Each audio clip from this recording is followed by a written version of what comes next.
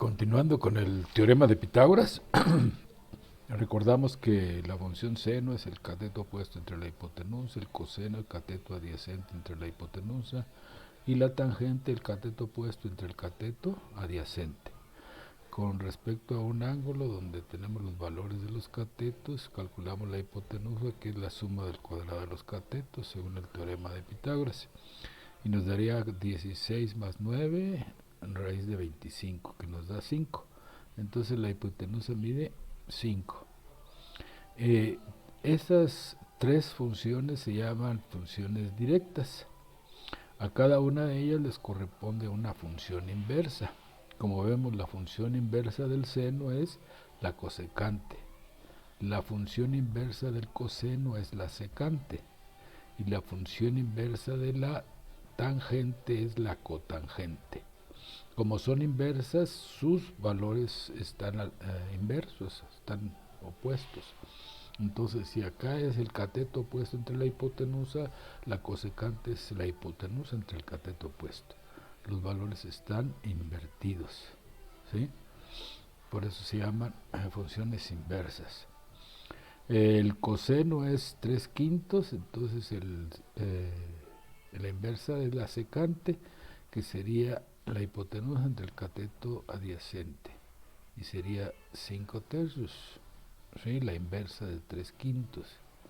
La tangente es cateto opuesto entre cateto adyacente, y la inversa es la cotangente, cateto adyacente entre cateto inverso. Entonces, si acá son 4/3, o el cateto opuesto, que viene siendo el ángulo A, el 4, y el adyacente es el ángulo B, el lado B, sería 4/3, entonces sería el inverso 3/4. Entonces estas funciones se llaman inversas, y estas funciones no vienen en la calculadora. Si quisiéramos calcular el ángulo de la cosecante, tendríamos que regresar el valor de la cosecante, transformarlo en el seno. ¿Cómo? Sabiendo que son inversas. Entonces, en lugar de poner en la calculadora cosecante de 5/4, tendríamos que poner el seno de 4/5, que es exactamente lo mismo, ¿verdad? Estas dos funciones son equivalentes.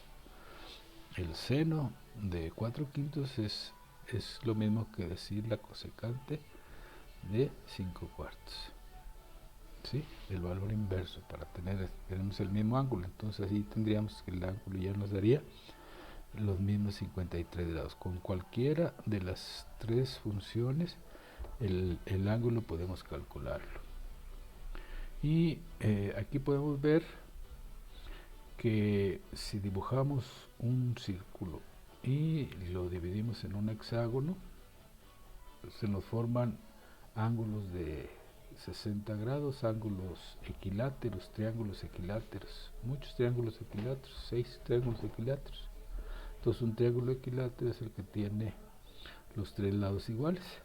Entonces, si el radio era 1, quiere decir que este lado mide 1, este lado mide 1 y este lado mide 1.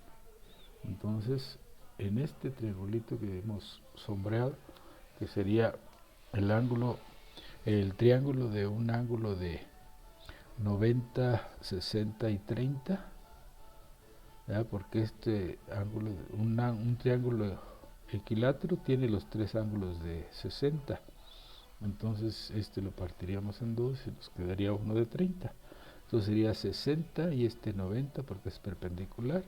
Y el lado este mediría exactamente el radio, 1. Entonces esto vale 1 y esto es exactamente la mitad, porque vemos que se parten dos ángulos iguales o dos triángulos iguales. Entonces esta es la mitad de la hipotenusa, este cateto adyacente al ángulo de 60. Y por otro lado tenemos un triángulo en un círculo, dibujamos un cuadrado de radio también 1, y si el radio es 1, ahí observamos que esta medida mide 1 y esta medida mide 1, y se nos forma un triángulo isósceles que tiene dos lados iguales, que viene siendo los dos catetos son iguales, el cateto adyacente y el cateto opuesto al ángulo A o al B. ¿Sí? Entonces, si este lado mide 1 y este lado mide 1, ¿cuánto valdrá la hipotenusa? Pues calculamos con el teorema de Pitágoras.